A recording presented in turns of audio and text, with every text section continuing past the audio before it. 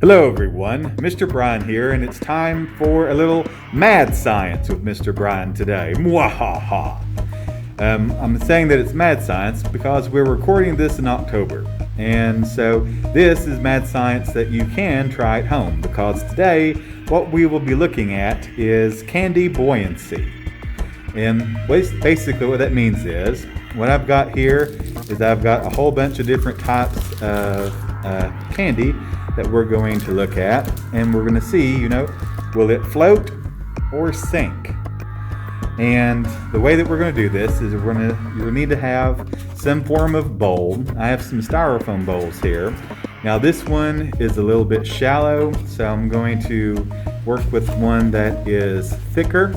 Make sure that when you're at home that you got your parents' permission to make sure that you're using a proper bowl. You don't want to use one that is going to be easily broken. And just so we can make sure that we see how these candies react, I'm going to also, once we've done it with the bowl, I'm going to do this in a different container that is taller and clear, so where you'll be able to more easily see whether it is sinking or floating. Now, the other question I'm sure you'll be asking is, with the different types of candy that we have, are we going to test them inside the wrappers? Now that's something that you want to try at home. That's fine. What we're going to be doing today, however, is I'm going to be unwrapping the candies. Now, all the candy that I have is either on a fun-sized bar like this Three Musketeer, or it's one of the bite-size smaller ones like what we have here with this one.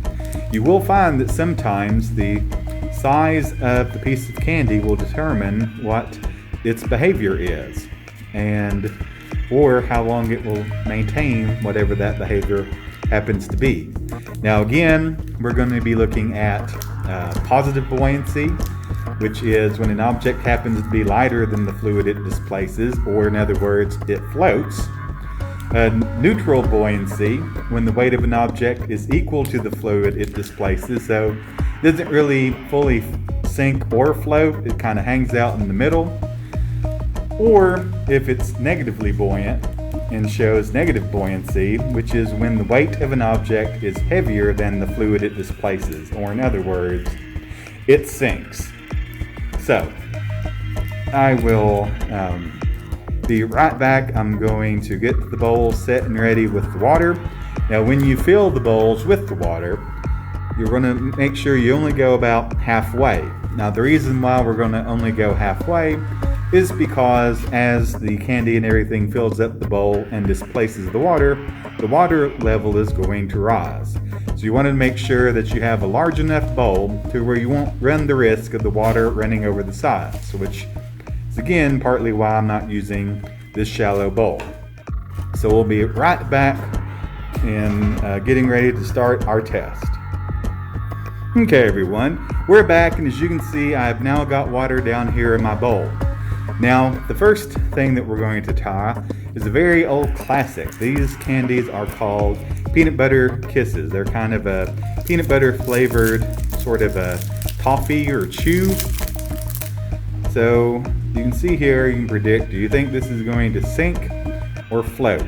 And now we'll test it out in 3, 2, 1.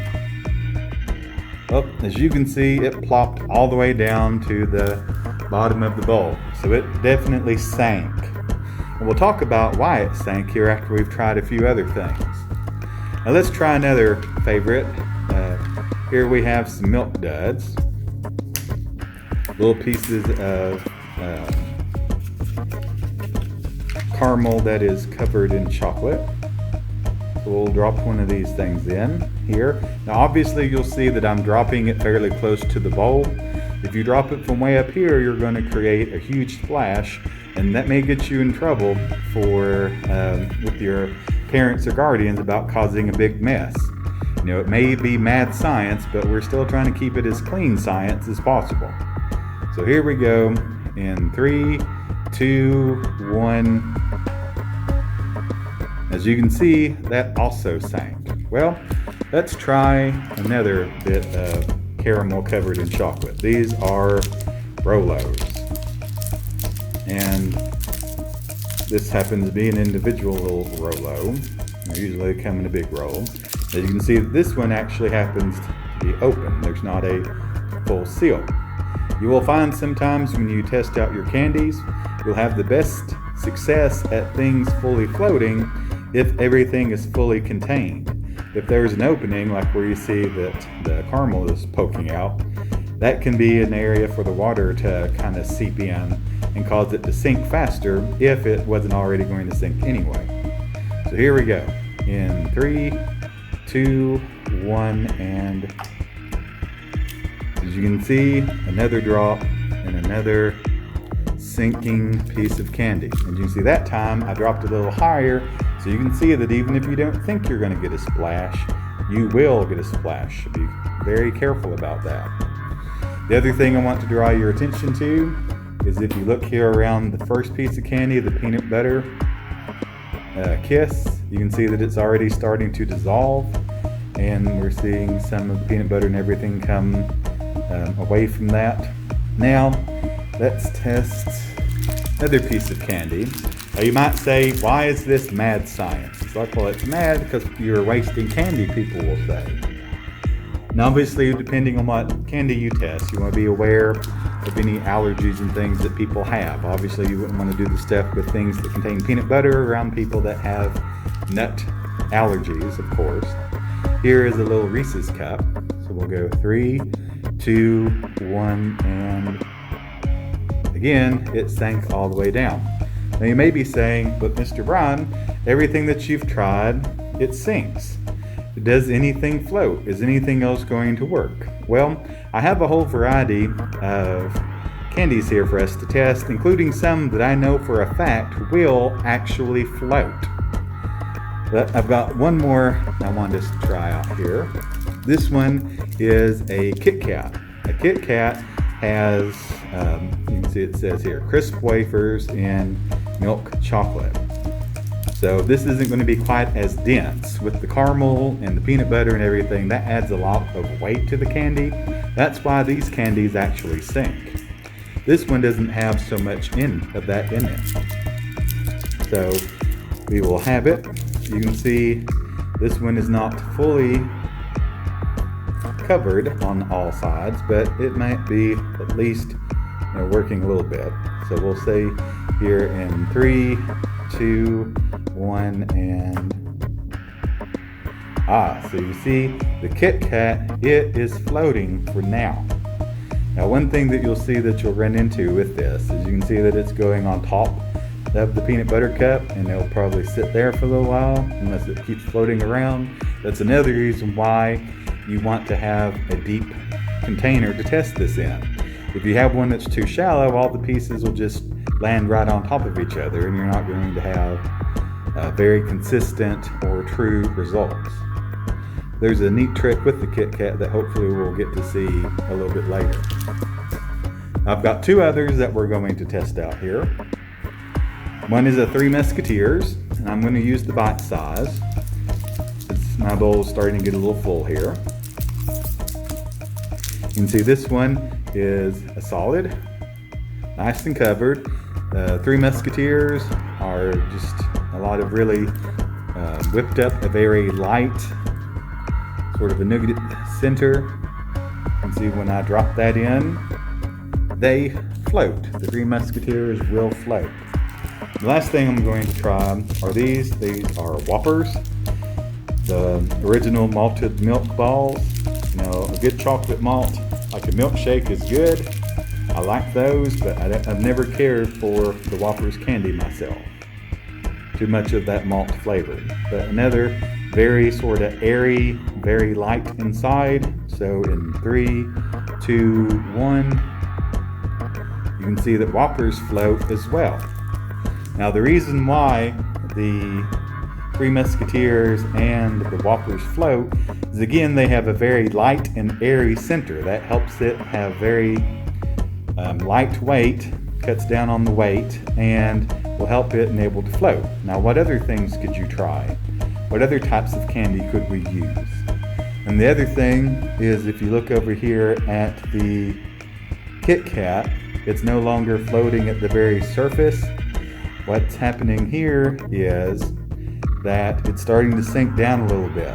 The Kitkat is what is our neutrally buoyant candy. Now eventually it will get waterlogged enough it will sink all the way down, but it's the only one that I found in all of my years of testing this that is fairly consistently neutrally buoyant. Now I'm be right back. I'm gonna get the picture just a little bit closer so you can see a little bit better what I'm talking about. Okay, so here's a little bit more zoomed in look where you can see here is our floating Three Musketeers, here is our floating Whopper, and then here is our Kitkat, still kind of barely at the surface, but also kind of sinking down below the surface where we can see that it becomes neutrally buoyant. The other thing that it's real easy to see here is how the peanut butter and the color of that is being drawn out of this little peanut butter kiss candy that's down here. And if I'd used M&Ms or something like that, or if you tried Skittles, that would lead you into a nice study on chromatography where you could watch the candy shell, the color come off of that, and as well as the letter float off. But hope you guys have enjoyed testing this. I wish you guys a lot of success in your testing of your candy and your candy buoyancy thing. And we'll go and we'll take a look at this from another perspective. Okay, one more thing from before we go and look at this in a nice tall clear container. The other reason why this is partly mad science with the waste of candy that I mentioned earlier. This is candy that's used for scientific purposes only. That's why we have to make sure that if you're wanting to test this at home, you don't eat up all your candy before you test it. Now sometimes this might be a good idea to maybe use some candy that you don't like to test and see if that works, but make sure you have permission to use whatever types of candy that you have, and make sure that you identify it as it's for scientific purposes only. That way you don't have to worry about a sibling or a cousin or a parent or guardian taking and eating your candy that you're wanting to test. So make sure you always have some to test, but also leave yourself some to eat.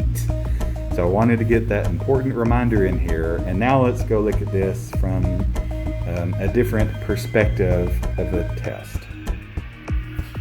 Right, hello everyone. Here we are with my nice glass container here that I've filled up with water.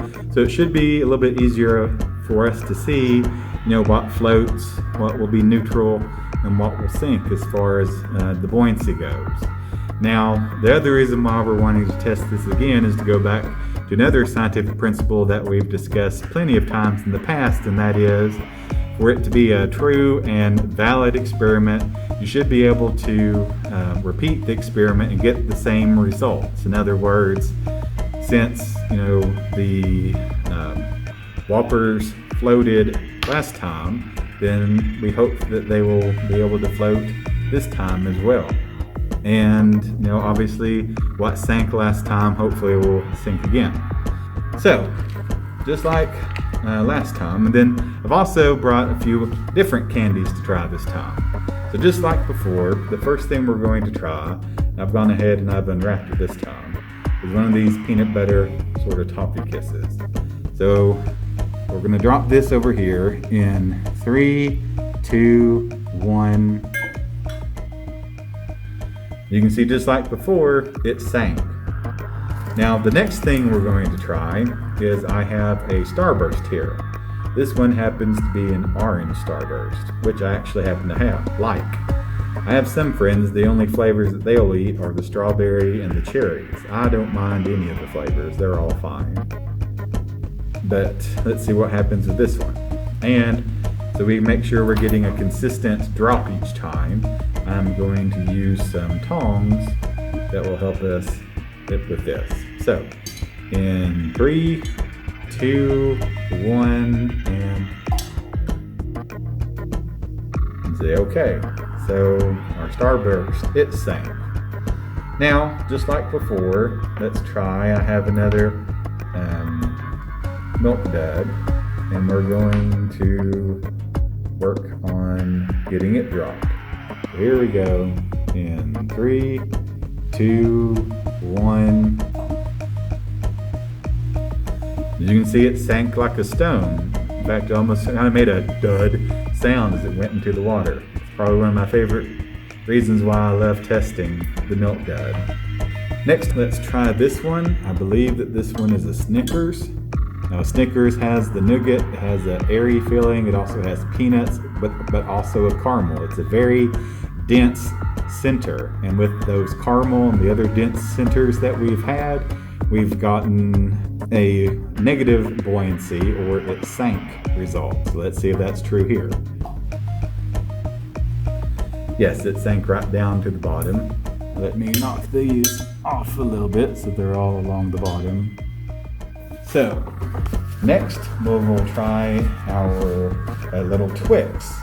Now, Twix again has caramel, but it also has a cookie with the chocolate. And, you know, as with some of the others, this Twix has got a nice full coverage all the way around. You don't see any of the cookie exposed, so everything is a nice even seal, so it's not something that the water should seep into very quickly. So here we go. In 3, 2, 1. You can see that the Twix also sank down to the bottom. I've got one more candy that's got the caramel, just like what we had before, the little Rolos. And so here we'll go in 3, 2, 1. Just like with what we've been seeing, all the really thick, dense centers have been sinking. Our last really dense center that we have is the peanut butter of the little Reese's cup. So here we'll say in 3, 2, 1, and again it sank. Now I've got another Reese's that we're going to try here too. This one happens to be one of the little Reese's pumpkins. Now this is larger than the Reese's cup, but it's spread out more. So it'd be interesting to see if this will behave any differently, because you can see here it is with a kind of vague pumpkin shape. So you can see here, again, it's fairly nicely covered and everything. Now we will see if we get a different result this time. So in 3, 2, 1. Nope, as what we would expect, it has sank to the bottom. Now I hope you've also been noticing that as I've been adding candy to the bottom, as that's been displacing the water, the level of the water here at the top has gone up slightly.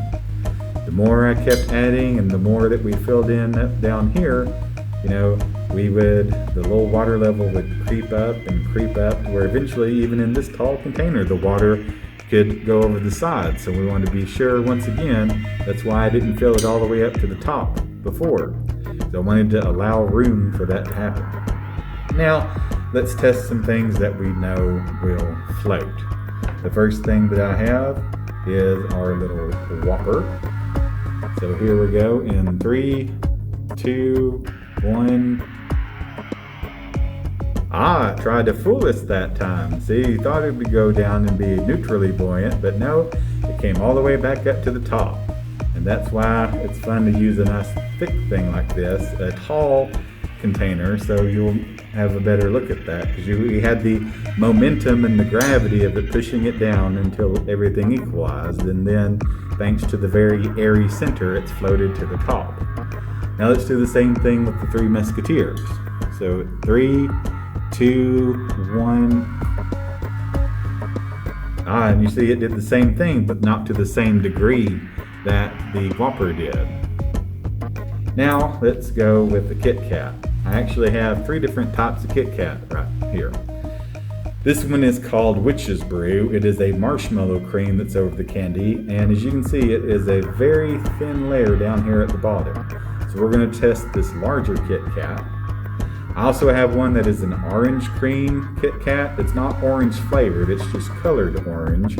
and has a little cream in it. This one is also covered, but I'm going to intentionally break this one. We're just going to test one piece because that has kept this piece of candy all the way sealed. With this other piece, I'm going to break it in half to where it's going to be exposed so we can see what happens with that. The green one I'm just going to drop as is, and then of course I've got another just normal plain little snack size Kitkat that we'll finish things up with.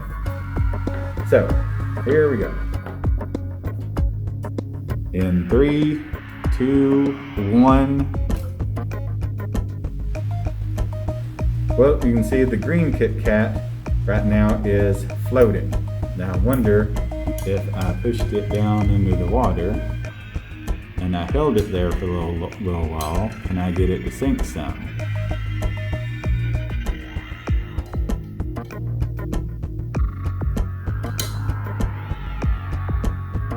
It's floating a little bit lower. Now what I'm going to do is, so that I will have room in my container to test out my other ones, I'm going to head and I'm going to pull out the green Kitkat for now. I'll bring it back here at the end. I just want to make sure I've got enough room to test my other ones. So, okay, here's our little single piece of the orange. So the green one floated. Will that be true for the orange one? So you can see, yes, the orange one did float. Well, now let's try our little half piece. So in 3, 2, 1, you can see that it's in. Now since that's open on one side, the water will kind of seep in a little bit faster with that. So we'll leave that one to let it do its thing. And last but not least, our normal Kitkat. So in 3, 2, 1, and again, that floats. And as I mentioned before, what I have found is that while the Kitkats will start floating, eventually they are going to sink down and be here at the middle level. And then, of course, in time, they will continue on to where it will be all along the bottom with all the other candies. And just for fun, even though I don't really have a lot of room, as I said that I would, we'll put the green one back in there. So, now, one thing that I didn't mention with the other one that I will mention here, another thing that will affect your results is the temperature of the water. I've made sure to use between cold and room temperature water.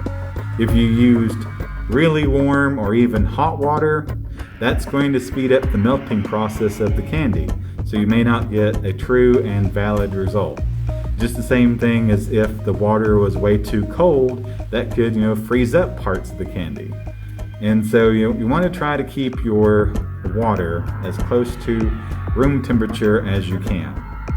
And so I hope you guys have enjoyed this mad science activity. Remember, all this candy is for scientific purposes only. All other candy is going to be candy that is going to be ones that you can save and eat. Remember to get parents or guardians' permission to go along with that. And I'll finish up by pulling this a little bit closer to you so you can get a good look at what the candy down here along the bottom looks like. As you see the little air bubbles and everything that have formed along the pieces of the candy, and how, just like in the bowl, the peanut butter kiss, it is dissolving and you're seeing part of the peanut butter and everything kind of float away to the other areas. And also what we have here at the top with our Kitkats, our Three Musketeers, and our Whoppers. The Whopper that's now stuck underneath our big green Kitkat friend. So I hope you guys had a lot of fun going through and testing this, and I will see you guys in the next video.